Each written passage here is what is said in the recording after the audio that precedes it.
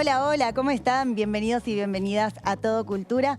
Yo soy Maya Kershen y hoy tenemos un programa exquisito porque contamos con invitados e invitadas en el piso. Vamos a estar hablando con el diputado Luis Pastori sobre la muestra Escarbando en la Chatarra, pero también nos visita en el piso el gran Pedro Saborido para hablar sobre su último libro, Una historia del conurbano. También vamos a hablar de una historia del peronismo y de mucho, mucho más.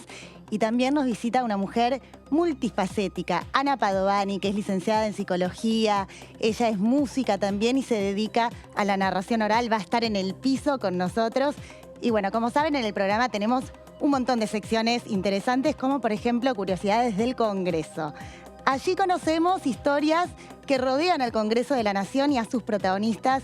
Y hoy vamos a conocer un duelo que se desarrolló entre dos diputados y preparamos un informe espectacular para que sepan de qué se trata. Vamos con él. Hoy, en Curiosidades del Congreso, vamos a contarles de un acalorado debate en la Cámara de Diputados, una acusación y un pedido de disculpas públicas rechazado que derivó en una cita a punta de pistolas de dos grandes oradores que jamás imaginaron que llegarían a cruzarse con armas. Un día después del debate en la Cámara de Diputados, 3 autos negros transportaron a los duelistas, al director del Lance, a los padrinos y a los médicos. Era el 23 de junio de 1950 y no hubo ningún diálogo entre ellos. Se sortearon las pistolas con los muelles calibrados. Los gatillos habían sido lubricados para evitar fallas y para que los disparos salieran al ser apenas rozados. Eran pistolas de duelo que no habían sido usadas desde hacía más de 30 años, pero se habían probado pocas horas antes. El desafío estaba pactado a un tiro. Se midió la distancia, 25 metros. No había prioridad de fuego, por lo que a la orden del director del duelo, ambos estarían habilitados para disparar. A las 16 y a las 20 se los invitó a reconciliarse. Ninguno emitió sonido alguno. Segundos después, llegó la orden de fuego y afortunadamente ambos tiradores erraron por mucho. El duelo había terminado, no hubo reconciliación. Cada uno se fue por su lado como habían llegado. Hubo quienes sospecharon de un pacto tácito de disparar lejos adrede. Estamos hablando del enfrentamiento entre John Cook y Arturo Frondizi, luego de que este último tildara de traidor y converso al primero, recordando el paso de Cook por el radicalismo. Cook seguía furioso luego del duelo y Frondizi respiraba aliviado. 8 años después, Cook colaboraría con el pacto que llevó a Frondizi a la presidencia de la Nación con el respaldo de Juan Domingo Perón. Aunque la verdad sea dicha, Cook nunca estuvo de acuerdo con esa alianza.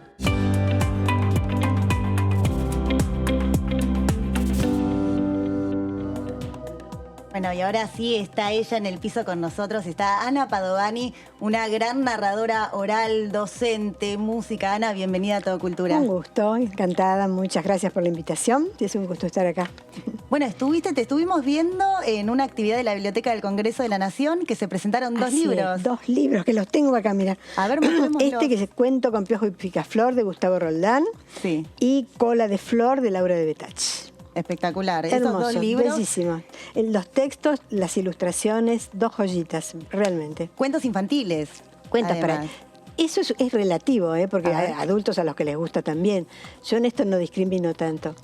Es decir, lo bello es bello y gusta siempre. De modo que un adulto puede disfrutar de esto también, ¿por qué no? Claro, y vos estuviste participando como narradora. Los leí, en realidad la cuestión era la lectura. Claro. Para ser exacto y preciso leer estos textos porque es bueno leerlos. ¿En qué se basa el arte de la lectura? A ver, se basa básicamente en conocer el texto, entrar en el meollo, en el interior de él e interpretarlo, digamos, porque hay textos más interpretables que otros, por supuesto, ¿no? Aquellos que ofrecen la posibilidad, por supuesto, hay más despliegue, entre comillas, actoral del lector.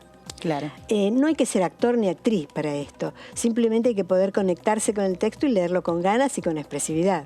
De eso se trata, ¿no? Bueno, y vos te formaste en diferentes países, te formaste en Francia. Sí. A ver, no me formé, digamos que yo empecé como por azar, empecé a contar acá porque yo era psicóloga, pero siempre enamorada de la música y del arte y del teatro. Empecé a contar, encontré que en esto había un movimiento que venía de otros países, pero acá no existía. Claro. Y había una repercusión tan grande que al poco tiempo dejé mi otra profesión y empecé a dedicarme absolutamente a esta. Y después viajé mucho, sí. Estuve en Francia, en Londres, en España muchísimo, en México, en Cuba, qué sé yo. Y nos has representado, aparte, en diferentes países, sí, claro, en temas de narración. Claro, porque allá hay un movimiento anterior al de acá, entonces, por supuesto, había toda una infraestructura cultural y organizativa y administrativa que hacía que los festivales y todo este tipo de actividades estuviesen ya en pleno crecimiento y desarrollo cuando acá estábamos comenzando. De modo que cuando yo empecé con esto, empecé a participar de estos festivales, empezaron a invitarme y rápidamente se dio un movimiento muy... Ahora lo pienso para atrás y digo, y me parece increíble. Todo lo que sucedió. Sí. A mí me llama mucho la atención el conocer cuándo fue ese primer momento en el que te enamoraste de la narración y dijiste, bueno, dejo mi otra profesión para dedicarme de lleno. Pero ¿cuál fue tu primer encuentro? A ver, fue casual, digamos, porque yo no había visto narradores, como te digo, acá no estaba desarrollado. Esto había alguna cuestión que venía por el lado más de la pedagogía, del Instituto Summa. Yo ya había conocido, por entonces yo como era maestra y había conocido incluso a Marta Salotti. Tenía idea de que algo de esto existía, pero estaba muy limitado al campo de la educación, de la escuela, específicamente de la escuela.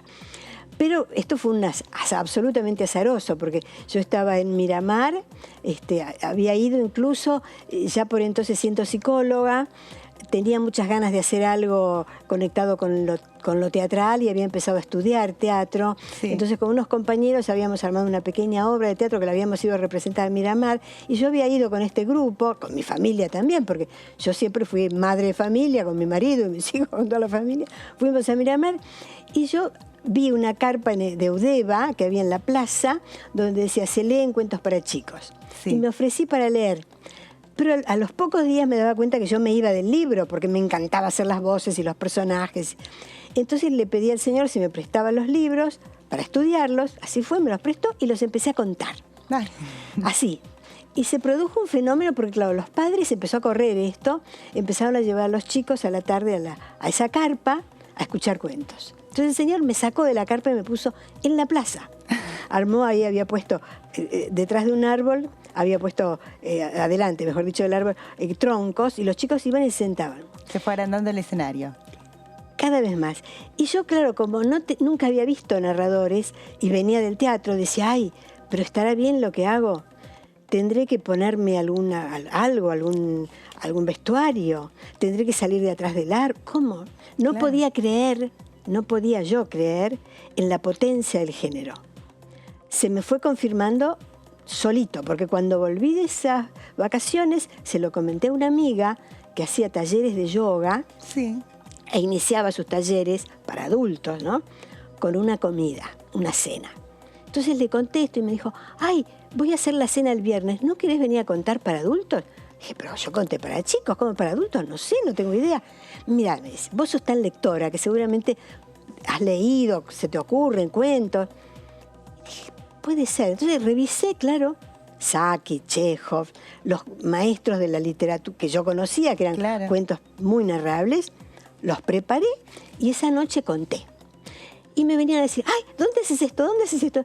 Me daba vergüenza decir, es la primera vez.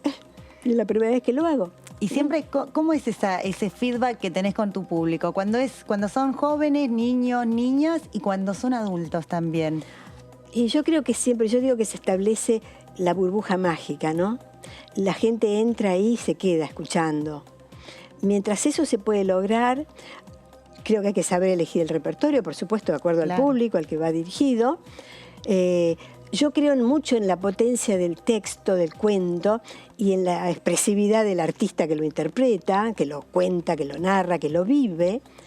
Yo digo siempre que el cuento tiene que dar un golpe en el plexo. Cuando uno va leyendo y encuentra algo así y siente el ansia de transmitirlo, ese cuento seguro que va a funcionar.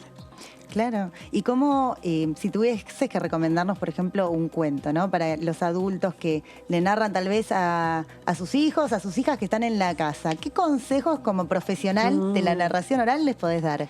Bueno, yo diría esto, ante todo que al padre le guste, que piense que sea adecuado, primero para la capacidad intelectual. Lo fundamental es entender.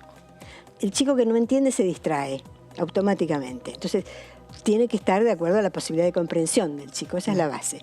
Y una vez que está eso, que sabe que se puede entender, expresarse y jugar y divertirse. Si se divierte y juega el adulto, seguro que el chico va a entrar en el juego. ¿Y qué herramientas entran en juego? ¿La expresividad, la voz? ¿Cómo? Y bueno, es fundamentalmente el cuerpo del narrador, la voz y el gesto. Claro. En este caso, si es lectura, es fundamentalmente la expresividad de la voz y de la cara, eventualmente. Pero es la potencia del texto, ¿no? Claro, vos sos actriz también. ¿Eso te ayuda como herramientas para la hora de estar ante un público? Claro, a ver, yo no soy actriz o... convencional. Sí. No, yo narro cuentos. Claro. La performance que haces en el escenario, como antes dijiste, me fui con una obra de teatro, claro, siempre en el ámbito de la narración. Siempre he contado cuentos, digamos. Yo no como actriz convencional, digamos, de teatro, no tengo trayectoria porque no trabajé en el teatro. Claro. Empecé con esto y fue tal el suceso que tuve, que me superaba a mí misma, que me instalé en esto sin proponérmelo. Claro. Te puedo asegurar que fue una serie de... Yo sentía la sensación de la bola de nieve que me llevaba, porque era cada vez más y cada vez más y cada vez más y acabé instalándome en esto absolutamente y haciendo de esto mi modo de vida, porque como te decía, me empezaron a llamar de los colegios. Claro. Y siempre trabajé en esto, fundamentalmente en los colegios, después en fiestas para adultos, contando para adultos, en reuniones, en fin. Un hermoso entretenimiento además. Claro. ¿Y cómo es en el sentido cultural? Porque vos también estuviste en Nueva York, bueno, sí, claro. Has viajado también a Francia. ¿Narrás en otros idiomas o siempre en castellano? Depende. Bueno, yo hablo inglés bien, manejo el inglés. Pero en general he narrado, yo prefiero, y en los festivales así multiculturales, cada uno narra en su lengua. Digamos que esto es lo que se prefiere, ¿no? Precisamente porque hay que escuchar otra lengua, y ahí estará un poco los recursos expresivos del narrador para poder transmitir y saber elegir aquello que va a ser entendido, ¿no? Hay una serie de factores, no es tan simple la cosa, pero sin duda que yo creo que el respeto por la lengua originaria me parece que es fundamental. Por otro lado, esto surgió como profesión en los grandes movimientos sociales. En el mayo del 68, en París, en que había ya mucha afluencia de corrientes inmigratorias, a partir de ahí se produjo una movida cultural muy fuerte en París. Entonces, los africanos y los árabes que traían sus historias milenarias, porque esos no habían estudiado con nadie, lo habían mamado, digamos, como decimos acá, contaban, y los parisinos vieron que eso era un hecho artístico, realmente. Entonces empezaron a darle trabajo, porque los dignificaban en lo que hacían, los contrataban. En la Biblioteca Nacional de París, yo he visto que es lo más exquisito, por decirte, de la cultura, africanos y árabes contando sus historias, y era maravilloso escucharlos. Y esta gente conseguía instalarse trabajando. Entonces había un reconocimiento, ¿no? Un reconocimiento social. Claro, y me imagino que también que te reconozcan en el espacio de una biblioteca, donde se puede ver tantas obras literarias, con la posibilidad también de hacer narraciones orales. Bueno, vos tuviste la oportunidad hace poquito también de hacer este arte de la narración en una actividad en la Biblioteca del Congreso de la Nación, donde se presentaron estos dos libros bellísimos. Estos libros leídos. De Laura, de Gustavo Roldán. Y Cuento con Piojo y Picaflor. Acá está el cuento para que lo puedan ver. Es una presentación que hizo la Biblioteca del Congreso junto con Ediciones Bambalí, y aquí Cola de Flor de Laura de Betach. Estuviste narrando estos cuentos. Bueno, Ana, la verdad es que es un placer tenerte acá en el piso. Muchas te agradezco gracias. mucho. Y esto es digno de leerse y de verse, son dos joyitas. de la literatura infantil la literatura argentina. para chicos. Por el texto, por el diseño, por la forma en que está hecho, para los chicos más chicos, incluso los dibujos, realmente es una belleza. Esto es digno de leerse y de verse. Muchísimas gracias por tus recomendaciones, No, por Ana. favor. Un placer y esperamos tenerte nuevamente aquí en el piso. Te agradezco mucho y te felicito por el programa, por todo lo que hacen. Gracias. Muchas gracias Bueno, a vos. Ana Padovani, un placer tenerla en el piso. La próxima quiero que venga y narre en vivo y en directo para que podamos disfrutar de su arte, ¿no? Pero ahora vamos a ir a otra sección que tenemos porque nos gusta que los diputados y diputadas que integran la Cámara Baja nos hagan recomendaciones culturales, que nos cuenten su preferido a la hora de escuchar música, de leer un libro, de ver una película. Y en este momento vamos a escuchar las recomendaciones del diputado del Bloque PRO por la provincia de Buenos Aires, Gerardo Milman.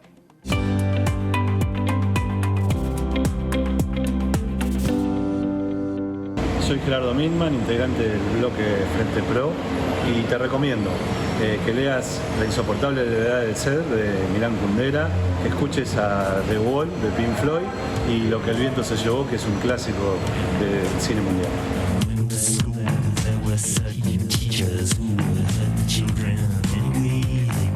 Y ahora sí, lo tenemos con nosotros en el piso de Todo Cultura, lo estábamos esperando con ansias para poder entrevistarlo porque él es guionista, es productor, también es director de cine, de radio, de televisión. Tiene una trayectoria inmensa, está Pedro Saborido con Todo Cultura. ¿Cómo estás, Pedro? Bienvenido. Muy bien, muy bien. Bueno, me alegro mucho. Eso que hice, todo incompleto. ¿Cómo incompleto? ¿Qué sé yo? No sé. No sé. Fui director de cine, pero no quise. Yo no quería, de verdad. Terminé haciendo una película en 3D. La primera película en 3D de la Argentina la hice yo. Impresionante. ¿Sabías? Sí, y no puedo ver en 3D yo. De verdad. Otro me decía, ¿y se viene la sandía a cámara o no? Sí, me decían, bueno, qué sé yo, pero de verdad. ¿Y a cómo? veces y porque vas haciendo cosas según pinte, qué sé yo, oportunidades que van apareciendo. Entonces muchas veces uno no hace exactamente lo que quiere, Claro. sino es una mezcla de lo que quiere con lo que aparece. Una oportunidad así para trabajar y contar cosas. No me considero una persona de un solo formato. ¿Y cómo fue que involuntariamente cómo llega a esa situación de dirigir una película? Porque todos se habían... En realidad yo dirijo el programa de Peter Capusotto y soy horrible. Pongo 2 cámaras una al lado de la otra y Amamos ese programa que igualmente. actúe adelante Capusotto. Esa es mi puesta de cámara. Es casi te diría que de cine mudo. Bien frontal. No, de verdad. Es una decisión. Ayuda que No, Capusotto es esté una también. decisión. No. A veces uno toma una decisión así porque es donde pones la energía. Cuando tenés pocos recursos, bueno, ¿dónde pongo la energía? La energía está puesta en que haya un guión bueno, que actor bueno ya lo tengo, que Capusotto, que es el mejor actor de la Argentina y de toda Latinoamérica. Y entonces trato de ser sencillo, que la energía esté puesta en que él esté con un buen vestuario. Después lo que viene atrás, que esté en foco, que se vea, que se escuche bien. Claro. Pero a veces hay que, repartir las energías. No soy preciosista para hacer televisión. Bueno, eso se nota. Bueno, pero usted recién dijo, bueno, te voy a tutear si te parece. Dale, ¿no? Mejor sí, me siento en envejezco solo yo. confianza. No hace falta que me sigas. Me siento en no me confianza, aceleres. pero cuando dijiste recién incompleto en Sí. esas áreas, yo acá veo, bueno, tengo un libro, una historia del peronismo, has escrito muchos libros, escribiste también una historia del conurbano y también del fútbol. Acá tenemos la edición de una historia del peronismo y te he escuchado en muchas entrevistas donde tenés que explicar por qué sos peronista. Y mi pregunta es, ¿por qué hay que explicar eso? Es una buena pregunta. Primero, no sé del todo cuánto uno puede ser peronista o no, qué sé yo, ni yo estoy seguro si soy, pero nadie te pregunta por qué sos socialista o radical o Claro. trotskista.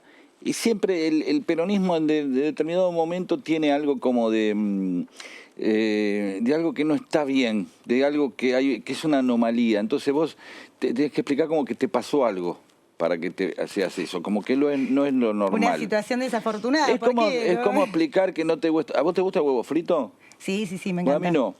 y yo tengo que explicarlo. Y bueno, eso sí. Tampoco me gusta tomar cerveza. ¿Y el dulce de leche? El dulce de leche sí. Ah, bueno, pero entonces cuando digo que orden. no tomo alcohol, todos empiezan, ¿por qué no tomas alcohol?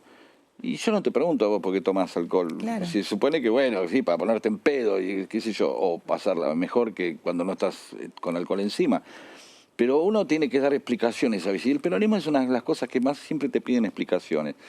Y yo muchas veces ya no sé qué contestar. A veces contesto, bueno, por todas las razones por las cuales vos no lo sos, qué sé yo, no sé. Pero es verdad, y encima si ven que más o menos terminaste la secundaria, ¿cómo si terminaste la secundaria? Y si, ¿cómo puede ser? Si sos inteligente, ¿cómo puede ser que seas peronista si sos inteligente? Esa es una de las mejores que he escuchado. Bueno, viste cómo somos, qué sé yo, no debo ser tan inteligente y por eso soy peronista. No, bueno, me imagino que también con este tipo de preguntas creo que hay muchos preconceptos, ¿no? Establecidos. La mitad del libro se dedica a eso. Y por lo que decís, en el peronismo es el único que no lo tiene y te tienen que preguntar, entonces. Aparece eso, sí. También el peronista es muy narcisista y se la pasa explicando que es peronista. Y después dicen que hay más sexo en el peronismo que en otras fuerzas, que eso tiene igual antecedentes, tiene pruebas históricas de por qué ocurre eso, no es simplemente un chiste. Sí. O por qué hay tantos matrimonios en el peronismo. ¿Vos te fijaste eso? Es verdad. Matrimonios, pues ya Perón y Evita, primero, sí. ¿no? ¿De acuerdo? Sí. Ya Sí, está el fundado. matrimonio Claro, fundacional. no hay un partido político que se lo fundó un matrimonio. Tuvo una fórmula de un matrimonio, Perón con Isabel. Claro. Después tenés Néstor y Cristina, Massa y Malena, Ferraresi y Magdalena, Chiche y Eduardo. Dualde, Camaño y Barrio Nuevo, y así por todos lados, está lleno de matrimonios. De ahí venían estas cosas, bueno, Albísturi, Tolosa Paz, qué sé yo, y ahí tenés un montón. Pero eso, de alguna manera, es las características de un movimiento que va creciendo siempre como a contramano de lo que debe ser, sí, de cierta corrección. No te olvides que en el peronismo existió el Partido Peronista Femenino. Es verdad.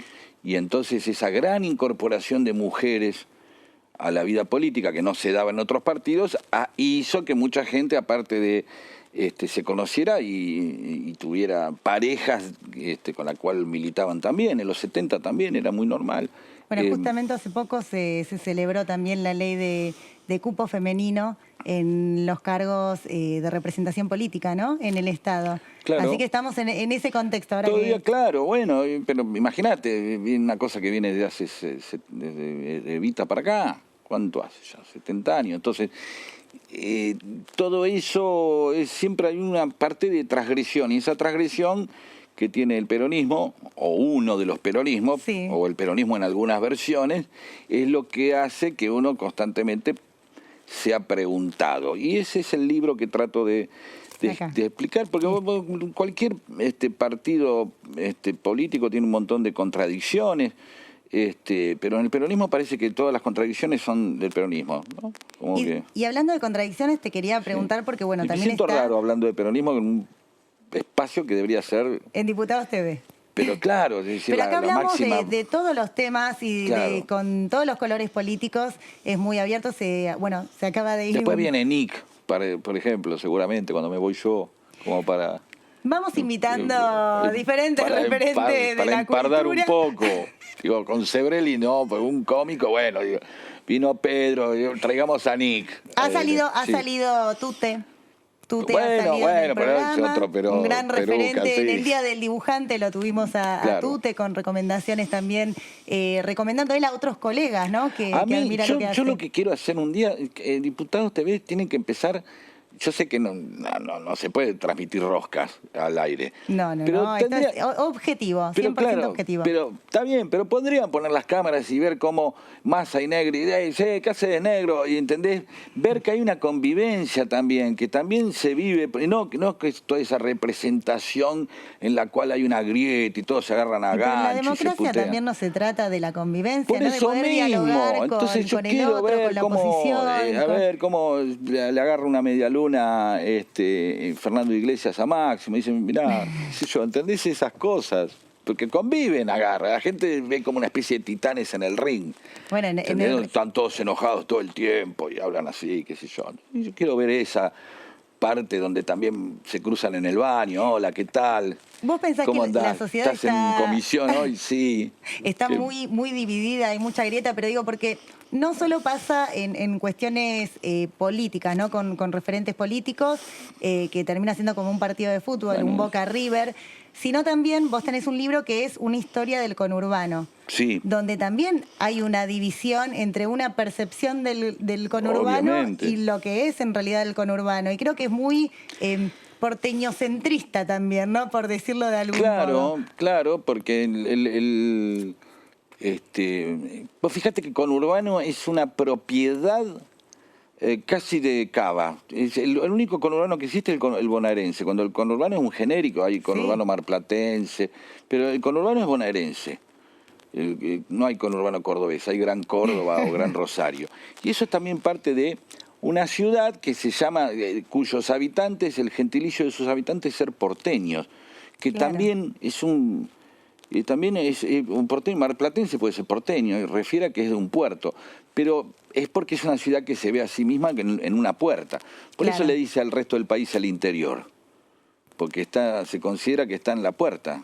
Está como Sí, en el sí, sí. hall del país. Y perdón, he escuchado muchas veces que tal vez una persona por furcio, por acto fallido, dice, se vuelve de vacaciones, no sé, de Salta y dice, no, volví a Argentina. Y sí, y no, claro, estamos hablando claro, por del eso mismo país. Bueno, pero eso es un tema de dónde se legitiman o no se relatan las identidades. Entonces, Claro.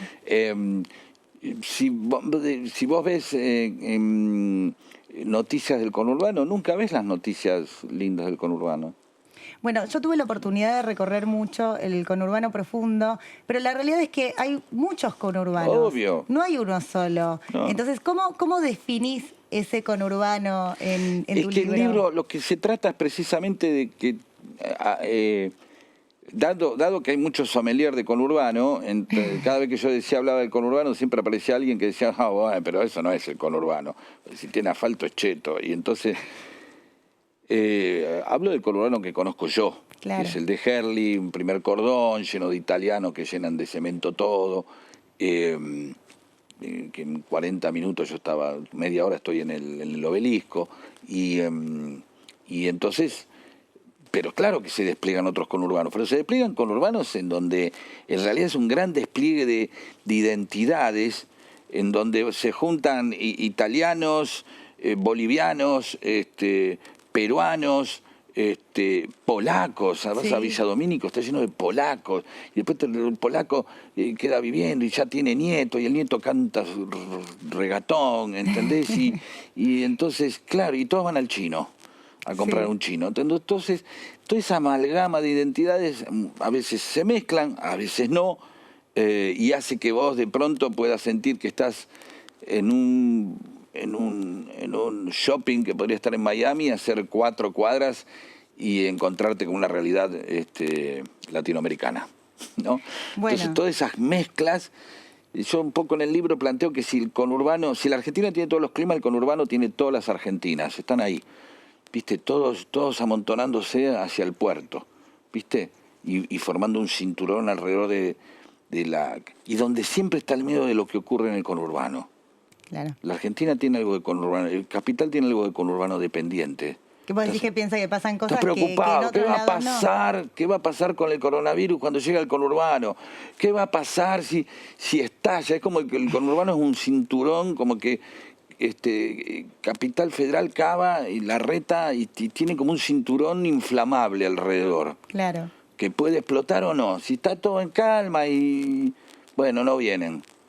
Vos fijate que... ¿Vos conocés el conurbano? ¿Fuiste alguna Sí, vez? conozco. De hecho, Sí. me ha tocado cubrir actualidad Sí, ¿dónde? en el conurbano. En cualquier lado, decime, ¿dónde? En todas partes. Bueno, pero vos, no sé. vos, por ejemplo, si vas de Lanús a Avellaneda no te das cuenta que cambiaste, salvo por las luminarias o por los pozos. Decís, mirá, Ferraresi hizo bien las Que me cosas, ha el otro tocado no. cubrir en realidad lugares que no tenían Nada. Bueno, por nada. eso. pero son ciudades, partidos, en los cuales vos no te das cuenta cuando pasás de Hurlingham a Morón, Claro. o de Munro, de San Martín a 3 de febrero, más o menos, cruzás una calle y ya está, bueno, acá dice Espinosa, entonces, estoy en La Matanza. Pero la capital sí se encargó de estar bien Marcado, separado, ¿no? y bien marcado. Te tiró una autopista y la combinó con el riachuelo. Y Claro. vos, si querés la capital federal, cerrás los puentes y la tabicaste. Claro. ¿Entendés? El resto es una amalgama de partidos y ciudades que se van mezclando entre sí de una manera animalesca. Cuando digo animalesca no lo refiero a lo por bruto, sino porque sigue creciendo. Claro. El conurbano, mientras el conurbano en 40 años triplicó la población, la ciudad de Buenos Aires tiene la misma población desde hace 60 años, 3 palos. Es verdad. Y simplemente se duplica entre las 8 y las 9 de la noche, que entran 3 millones de Todos personas del los que conurbano sí. a trabajar. Sí, sí, ¿Se sí. entiende? Entonces, el conurbano es una cosa donde, viste, la vida va más rápido que los planes. Cuando querés planificar algo, ya llegó la gente antes. Estás escribiendo mucho también. ¿La pandemia ayudó? ¿Te inspiró? No, a mí la pandemia me inspiró poco, nada más. Yo traté de esquivarla, porque me parece que también hay un momento donde la pandemia no solamente te encerraba en tu casa, sino te encerraba en un tema. Claro. Estábamos encerrados en un tema de conversación. Entonces era, hola, ¿qué tal? ¿Cómo te va? Sí, ¿cómo la llevas? ¿No? La mochila, ¿cómo la llevas la pandemia? Y de pronto hablar y encontrarse, y cómo la pasaste, y a mí me pasó esto, al otro le pasó. Y creo que va a ser un tema de conversación, y esperemos que deje de serlo, ¿no? Claro, es como un cassette, ¿no? Que con todas las personas vas Y repitiendo el sí, mismo cassette. Sí, porque es una experiencia, pocas experiencias colectivas tan contundentes. Un mundial, las Torres Gemelas, se murió Néstor Kirchner, una tragedia, Sí. murió Maradona. Después estamos divididos en temas de conversación. La pandemia en un momento es como Maradona, estamos todos hablando de esto. Y a nivel mundial. Y encima a nivel mundial. Y estuvimos 2 años contando muertos. Llevamos, y eso uno no se da Terrible, cuenta. sí. Pero eso daña. No estás con un contador así que estaba al lado del dólar. Y entonces llega un momento que es lo mismo, ¿viste? ¿Y cómo crees que afectó eso desde el lado de la cultura, ¿no? Desde el ámbito cultural.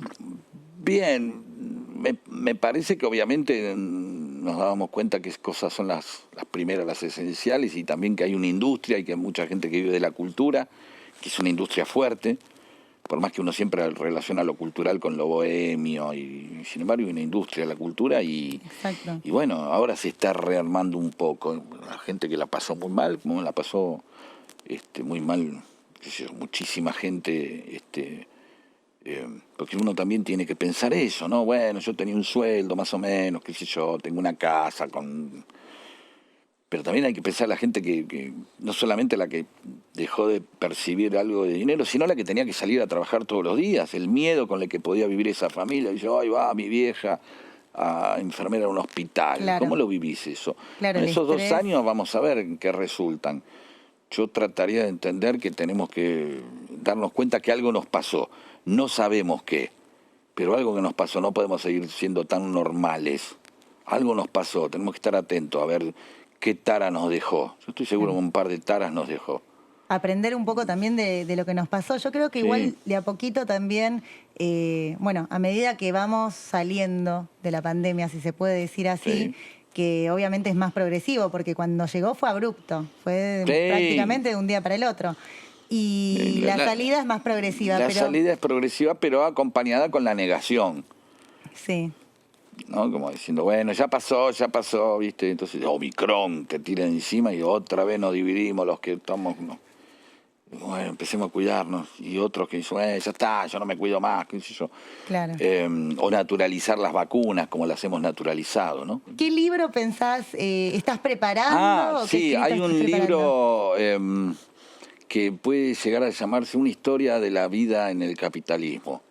No Bien. del capitalismo, sino de la vida en el capitalismo. Desde... cómo vivimos. No.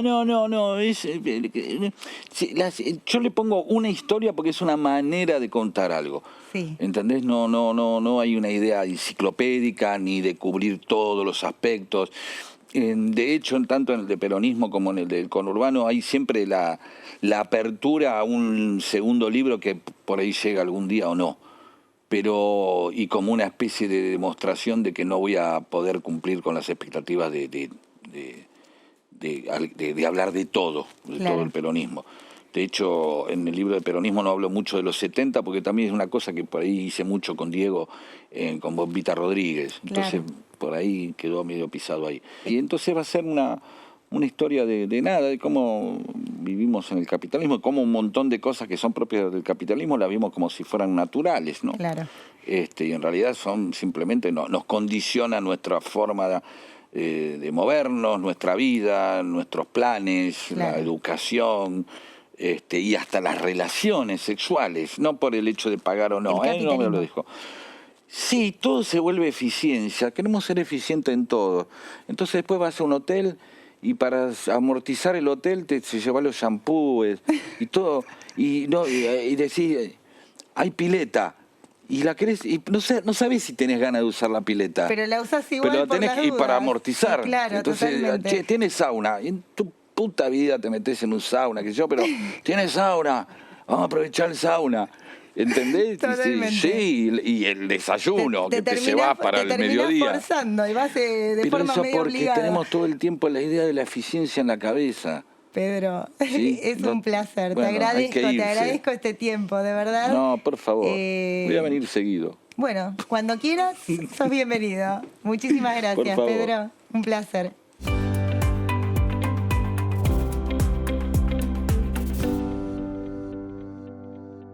Y ahora sí, lo tenemos con nosotros, está en el piso el diputado Luis Pastori de la UCR por una provincia que tiene unos paisajes bellísimos, la provincia de Misiones.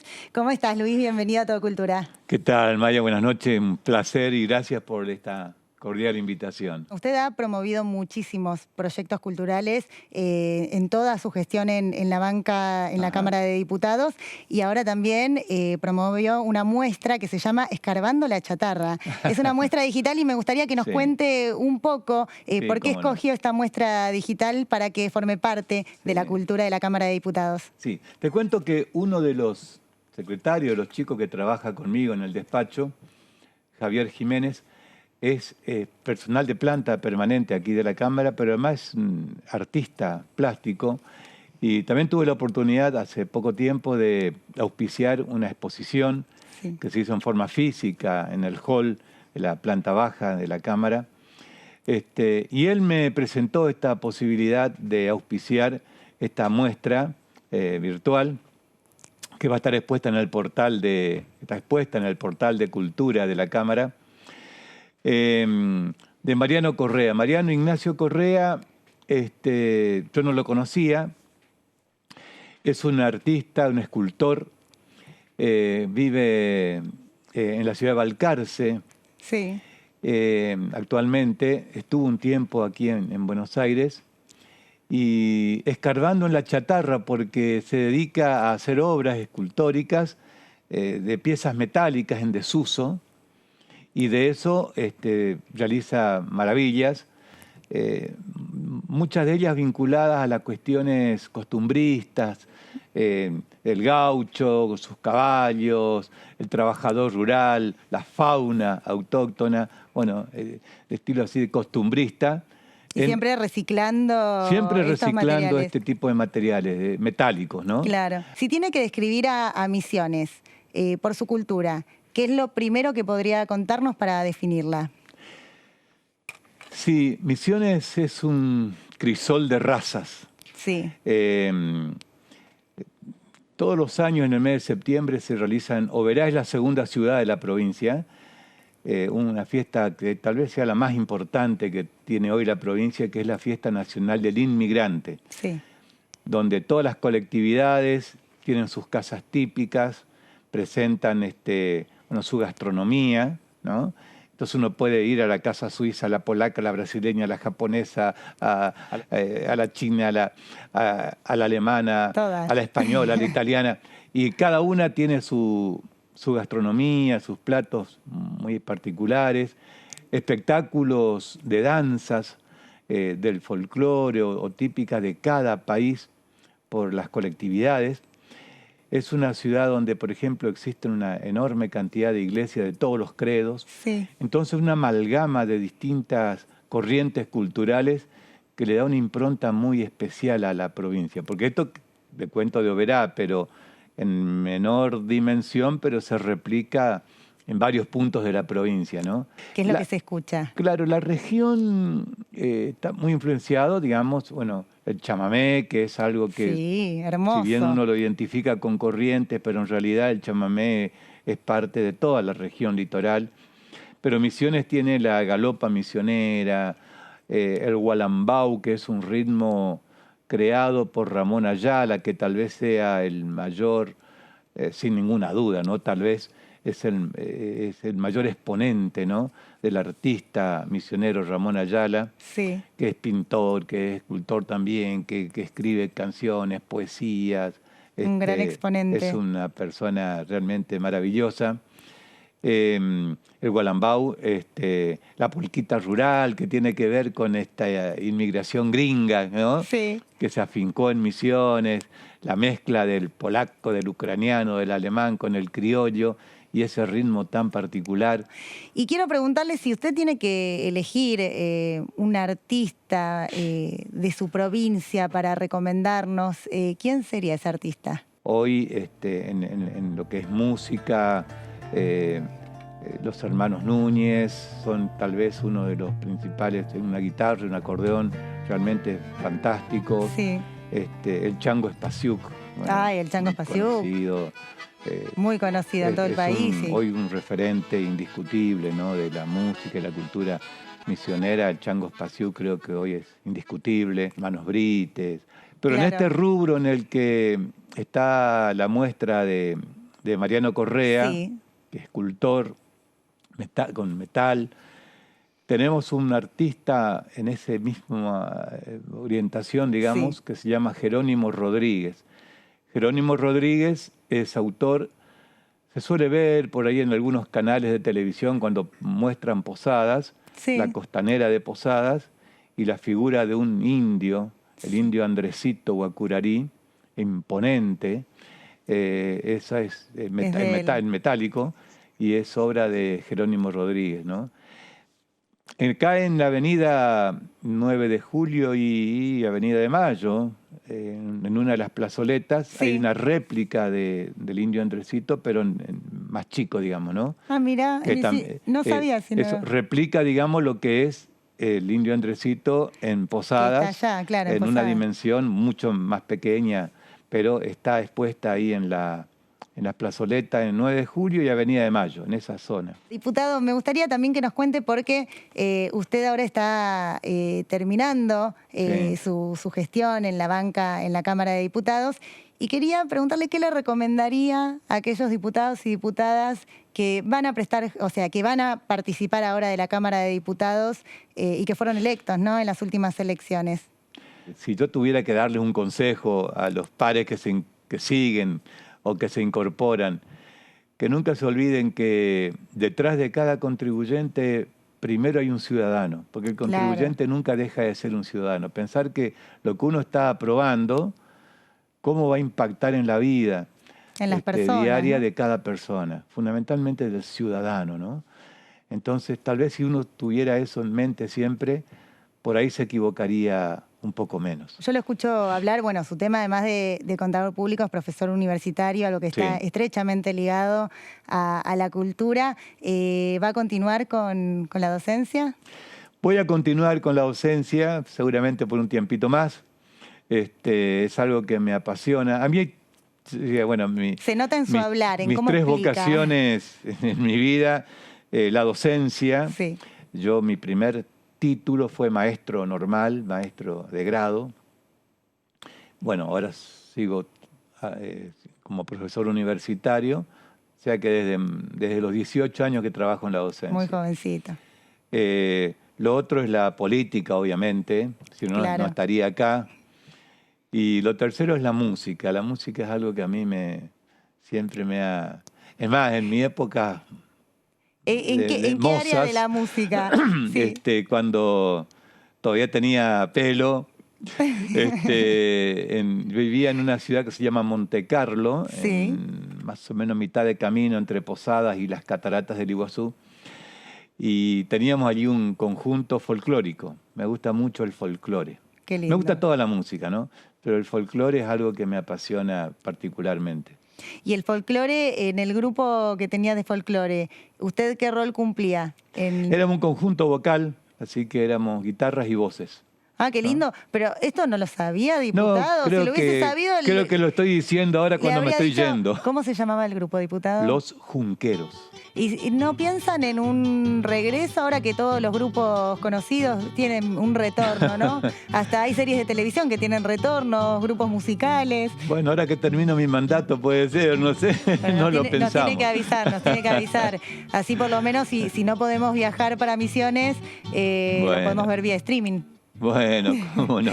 Muchísimas gracias, diputado. Un No, placer. yo solamente, si me... Sí, claro que un sí. segundito, refiriéndonos a la muestra de Mariano Correa, recomendar que sea vista en el portal de Cultura de la Cámara. Escarbando la chatarra, así se encuentra en el portal. Escarbando en la chatarra. Mariano fue discípulo de Carlos Regazzoni. Sí. Trabajó con Carlos Regazzoni, vivió con Carlos Regazzoni, era asistente suyo aprendiz. en el taller. Así que, bueno, eso ya habla de la valía que tiene Mariano. Y también aprendió historieta con Alberto Salinas y aprendió, y fue orfebre. Y fue discípulo, fue alumno de Pablo Pallarols, ¿no? Sí. Así que estamos hablando de un artista Completo. completo. Así que recomiendo, ¿no?, a todos los que les guste que entren al portal de Cultura y vean esta muestra que vale la pena. Muchísimas gracias, diputado. De verdad, un placer haberlo tenido hoy en Todo Cultura porque hemos escuchado dar cátedra del área cultural que nos compete en este programa. Así que un placer, y a quienes quieran ver la muestra digital que promueve Luis Pastori, pueden ingresar a diputados.gov.ar. Al final de la página está la sección de cultura. Allí está esta muestra digital, Escarbándole a Chatarra, que pueden disfrutar desde cualquier lugar. Muchísimas gracias, diputado. Gracias a ustedes, muy amables.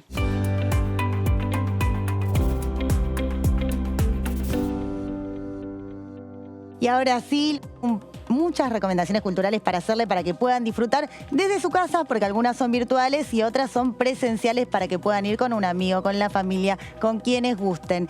Y vamos a arrancar por las recomendaciones que hace la Dirección General de Cultura de la Cámara de Diputados de la Nación, porque el viernes 17 de diciembre a las 4 de la tarde hay un evento presencial en el Salón de Pasos Perdidos. Estamos hablando del concierto Orquesta Barracas, un proyecto de orquesta infantil y juvenil en la Villa 2124. El director es Federico Ladamburu. Luego, el lunes 20 de diciembre, en el Salón de Pasos Perdidos, va a haber un concierto de la Orquesta de Cámara del Congreso de la Nación que se va a transmitir vía streaming, así que pueden entrar a la Dirección General de Cultura, que la página oficial es diputados.gov.ar, y al final de la página, en la sección de Cultura, allí lo tienen. En las redes sociales aparece como Cultura Diputados y lo van a poder ver este concierto exquisito en vivo. Luego, el martes 21 de diciembre a las 17 horas, en el Salón de Pasos Perdidos, se desarrollará el acto presencial 70 años sufragio femenino. Es un homenaje a Julia Magdalena Ángela Lanteri, realizado por el Departamento de Géneros y Diversidad Sexual, por la Dirección General de Cultura y la Dirección General de Igualdad de la Honorable Cámara de Diputados de la Nación. El evento va a contar además con la actuación de Cecilia Milone y la presentación de un libro. Luego, hasta el 31 de diciembre, se podrán recorrer 3 muestras que están exhibidas en el anexo A de la Cámara de Diputados. Una es África, una muestra de dibujo del artista Alejandro McCowray. Otra se llama Tierra Adentro, es del artista plástico Guillermo Weiss. Y la tercera, El alma que lo habita, con obras de Felipe D'Annunzio. Y ahora sí, las recomendaciones de la Biblioteca del Congreso de la Nación son las siguientes. Por el principio estamos con el miércoles 15 de diciembre a las 5:30 de la tarde, en el marco de la muestra Patrimonio Rock, la biblioteca entregará una distinción por la trayectoria a Willy Quiroga. El jueves 16 de diciembre tenemos 2 eventos. A las 5:30, un evento virtual. Se trata de la presentación de microficciones ganadoras del primer concurso de microrelatos de la Biblioteca del Congreso de la Nación. Se va a transmitir por la página web, que es bcn.gov.ar, y por su Facebook, que se llama Biblioteca del Congreso. A las 18:30, el mismo jueves 16 de diciembre, hay un acto presencial. Se va a presentar el libro María Elena Walsh, Una voz inolvidable. Es de la editorial Lubina y el libro está escrito por la licenciada Alicia Origi en el bar Piglia. Esto es en el Espacio Cultural de la Biblioteca del Congreso de la Nación, en Alsina 1835 de la ciudad de Buenos Aires. Por último, el martes 21 de diciembre a las 5:30 de la tarde se va a realizar una última visita guiada por la muestra Patrimonio Rock. Así surgió el rock nacional. Y esas son las recomendaciones culturales. Se pasó volando el programa de hoy, ya llegamos al final. Los espero el próximo miércoles a las 23 horas en DTV, El Periodismo en el Congreso. Y nos vamos. Hasta la próxima.